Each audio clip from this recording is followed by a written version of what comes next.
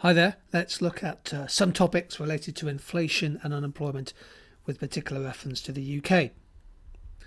So some of the areas we're going to focus on in this revision webinar will include the question of is inflation returning to advanced countries? What are the problems in forecasting inflation from year to year? I'll look at some of the consequences of rising inflation. We'll practice our evaluation skills.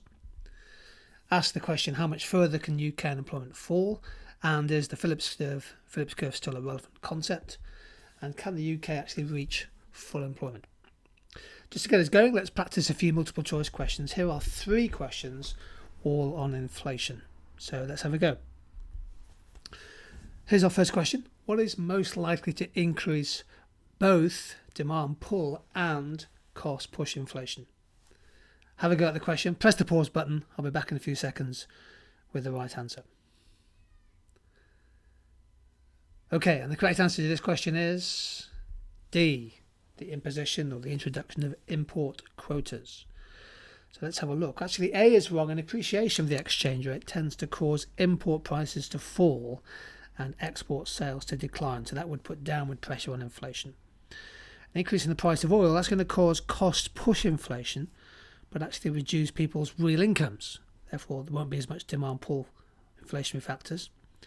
An increase in the cost of borrowing, an increase in interest rates will again reduce both demand pull inflation, although it does increase the firm's borrowing costs. So the answer is a quota. A quota is a limit on the quantity of imports that a country allows in. So that quota, if introduced, will restrict import supply, therefore driving up the price of imported products. That's therefore a cause of cost push inflation. And an effective quota might also increase demand for and production by domestic suppliers. So that could cause demand pull inflation, especially if there's limited capacity in the economy, in other words, if the output gap is positive. So D is the right answer there. Both demand pull and cost push inflation will increase. Let's try question 2. Again, have a go at this question. Why are high rates of inflation likely to be harmful to the economy? Have a go. And the correct answer to MCQ question 2 is C, the obscure relative price changes leading to a misallocation of resources. That is one of the features of inflation, particularly when it's high and volatile. It's hard for consumers and producers to work out whose real price is rising and whose real price is falling. Actually, we can show it's C by looking at the other options. So A, B and D are all wrong, clearly. When inflation is higher, that tends to lower the real burden of people's debt. For example, the real value of a mortgage. High inflation tends to make a country less competitive in international markets. So that really causes a fall in exports of goods and services. And normally when inflation is high, the central bank of a country will be increasing nominal interest rates, and people who are lending money to people will be increasing their lending rates. So typically interest rates tend to go up at times of inflation. So that makes obviously C the right answer. Have a go at question 3. What is the most likely short-run effect on a country's inflation and unemployment if it chooses to abolish import tariffs? Have a go. Okay, correct answer to this question is B.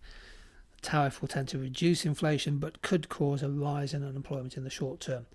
The inflationary effects, if you take away a tariff, it leads to a fall in the price of imported products. For example, a tariff would make imported cement or copper or even things like food and wine less expensive. So that causes a fall in cost push inflation. And if other nations can produce the goods or the services more cheaply, then there'll tend to be an expenditure switching effect away from domestic producers towards overseas output. So that will lead to a fall in employment and a rise in unemployment in the domestic economy. So the answer is B. Just at the moment, as I speak, in the summer of 2017, the inflation rate in a number of countries is starting to head higher again. Here are some selected countries from the OECD, and I've added in China as well. If you can look just most recently, the curves are heading upwards Inflation in the UK is 2.7%, the yellow line there, bottom left. Inflation in the United States is 2.2%. And even in Switzerland, which has had negative inflation or deflation in recent times, the rate of inflation has ticked up to 0.4%. So inflation is rising, but it's not stratospherically high. It's obviously just on an upward trend at the moment. If we think about the UK, one of the reasons inflation is now back above target is the fact the pound fell by 11% during 2016. And a fall in the pound, a depreciation, that causes import prices to go up. Things like fuel becomes more expensive, imported food, the cost of imported products generally rises, and for many firms that causes some cost push inflation. Globally as well, some of those key commodities are still more expensive now than they were a year ago, adding to inflation. And generally the economy is doing okay. Unemployment's pretty low. The economy grew by nearly 2% last year. There's limited spare capacity in the economy, so there's been little downward pressure on prices from a lack of a high level of spare capacity. But the main reason why inflation in the UK is 2.7% is the effect of the fall in the pound. We know that inflation is difficult to forecast. So the red line here from the Bank of England shows the actual rate of inflation, and then it fans out from where we are now into a forecast. And the further ahead we are from today, the harder is the forecast. So what are some of the problems in making these inflation forecasts? One is that we don't know what the exchange rate is going to be. It's quite volatile as the UK's floating currency.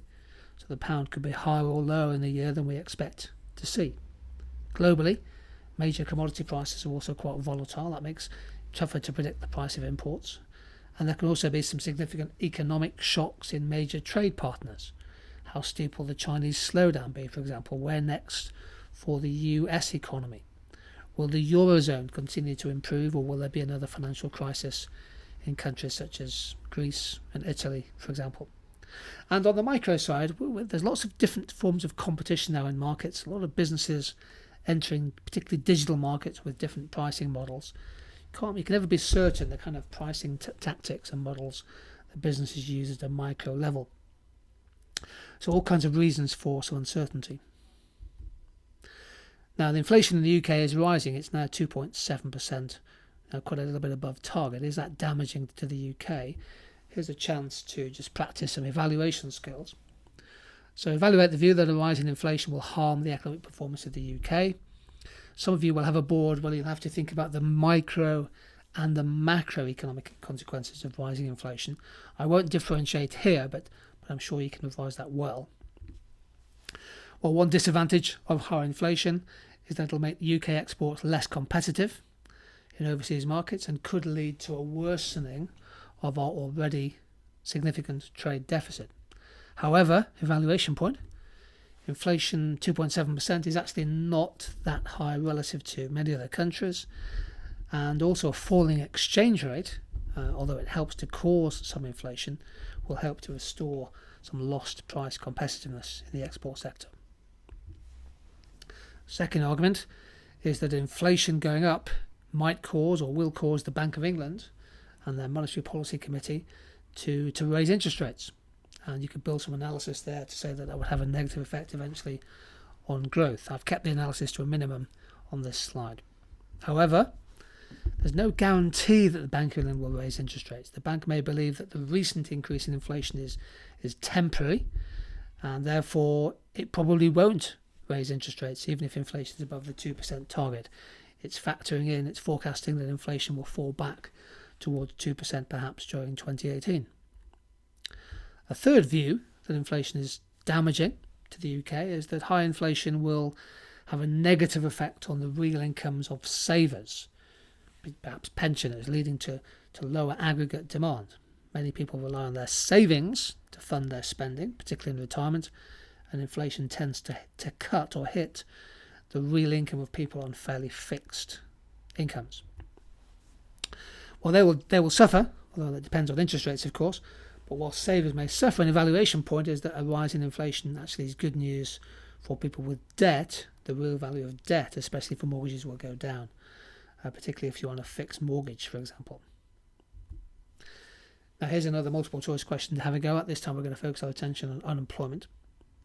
This graph shows the changes in employment and in GDP for the UK across the years 2008 to 2012. That, of course, included a time of recession. So here's a data question for you and a chance to have a go at the question. I'll be back in a few seconds with the right answer. Press the pause button, have a go, and then let's go through the answer together.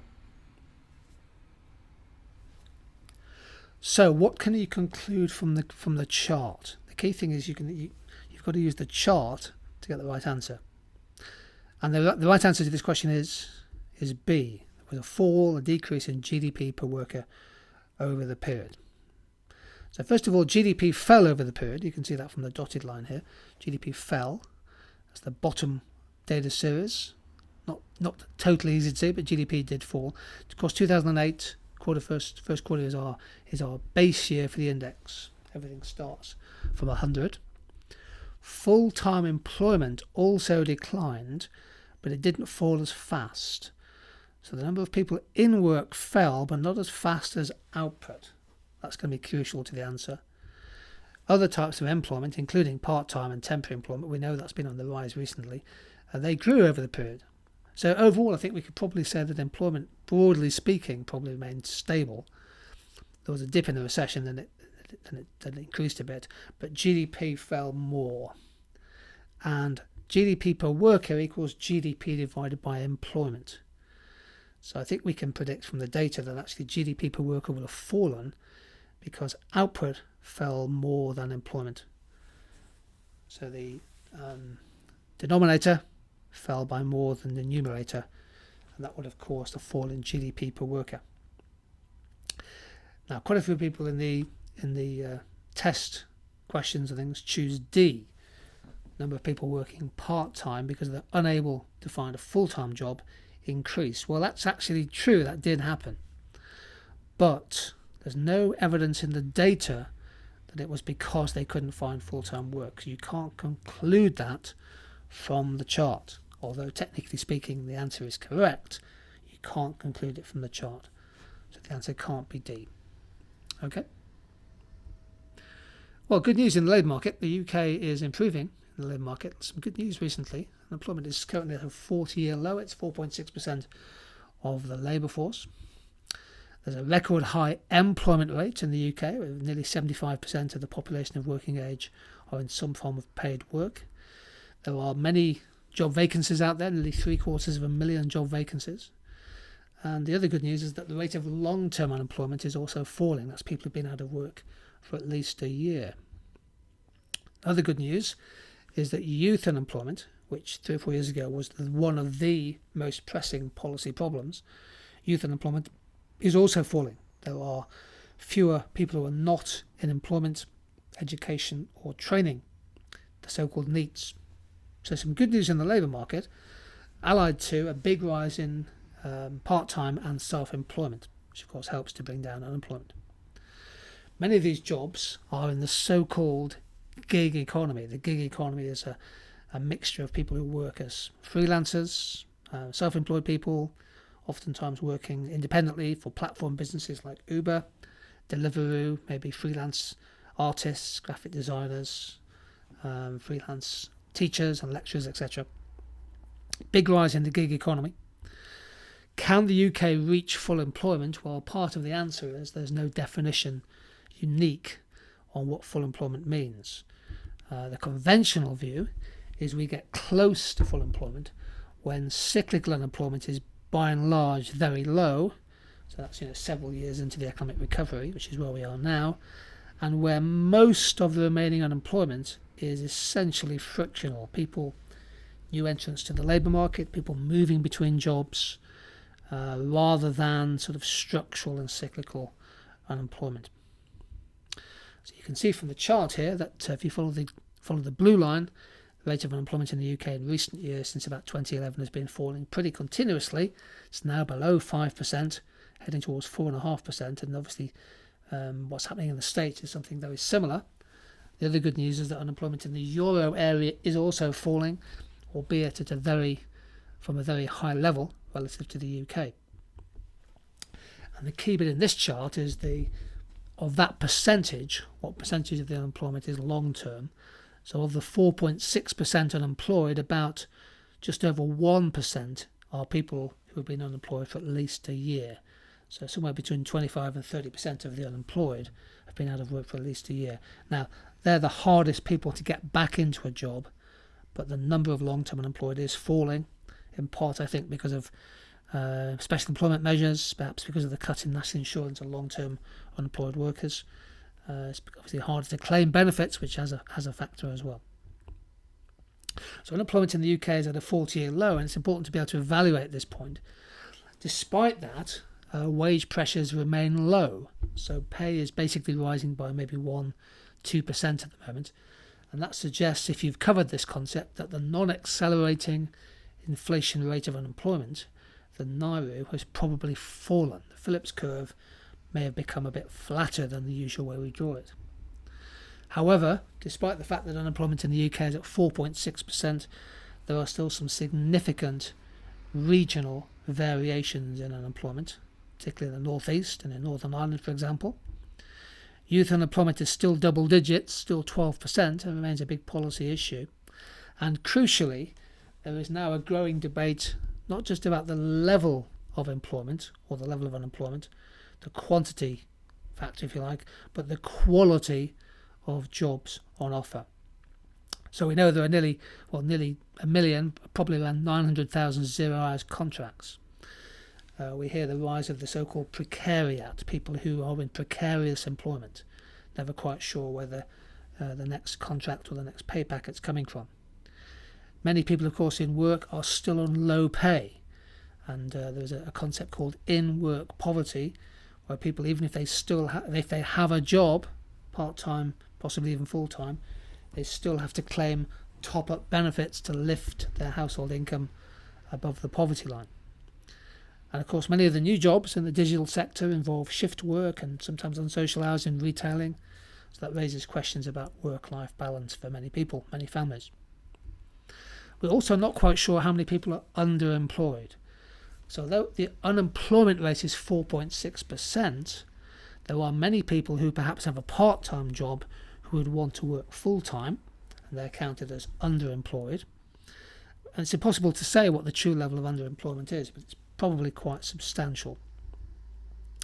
And even though unemployment is low, 4.6%, it's going to get a lot harder to get the remaining unemployed back into work, particularly if they're suffering or experiencing structural unemployment.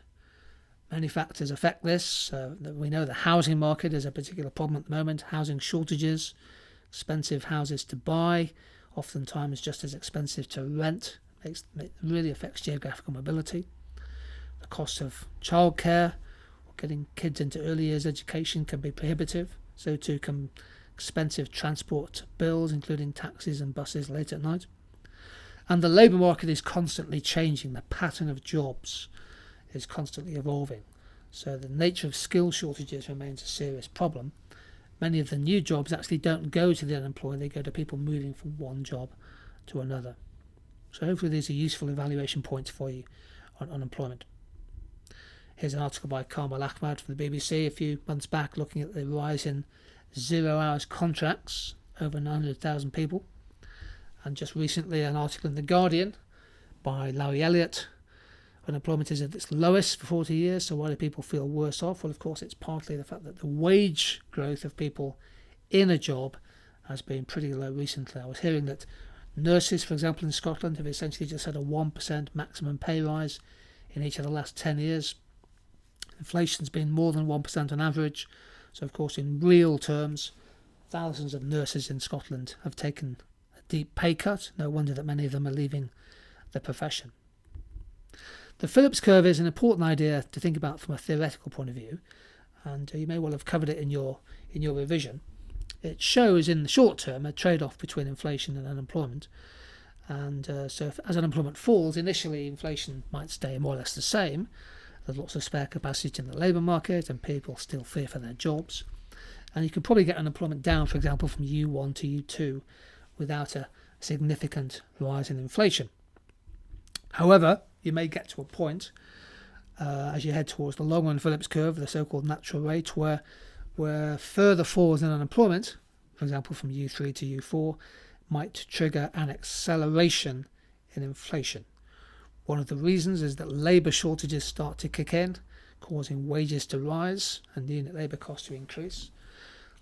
Fast-growing economy will experience some demand pull inflation, firms deciding they can raise price, and also the demand for commodities tends to increase in a booming economy, and that drives up commodity prices. So when you get to low unemployment, you can often see a rise in inflation. Well, the evidence for the UK, just in recent times, is that we've had quite a sustained fall in inflation, unemployment, since 2011, and yet, yes, some ups and downs from month to month, but yet inflation basically has remained fairly stable at or around 2%. It seems to be the case that we can get unemployment down without necessarily there being a big acceleration in inflation. And depends how you've been taught this, but this suggests the Phillips curve in the UK economy is actually maybe flattened a little bit. In other words, we can move a long way along the Phillips curve before inflation becomes a policy problem again.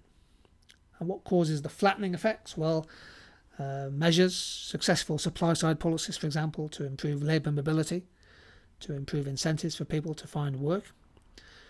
Skill migration into the labour market can be helpful in helping to reduce skill shortages in the labour market. In many industries, the bargaining power of workers has declined. Trade union membership has fallen to less than 30% of people in work being a member of a union. Many employers now have significant monopsony power when setting wages. So there's some quite significant downward pressure on pay bargaining. And inflation can also be held down, of course, by other effects. For example, globalization can bring prices down. Countries specializing according to advantage in their goods and services. Technology, higher productivity can also cause consumer prices to be lower for things we buy. So what I'm suggesting is that the UK economy can probably get unemployment down a little further. It won't be easy without triggering inflation. We don't necessarily have to move on the inelastic proportion of the Phillips curve. Well, hopefully we've covered quite a few bits and pieces here. Obviously there's a lot to revise in inflation and employment, lots of theories, lots of evidence, but I'm sure you'll be well on top of that ahead of your exams. And I hope you did well on multiple choice questions as well. Take care, everybody. See you soon. Bye-bye.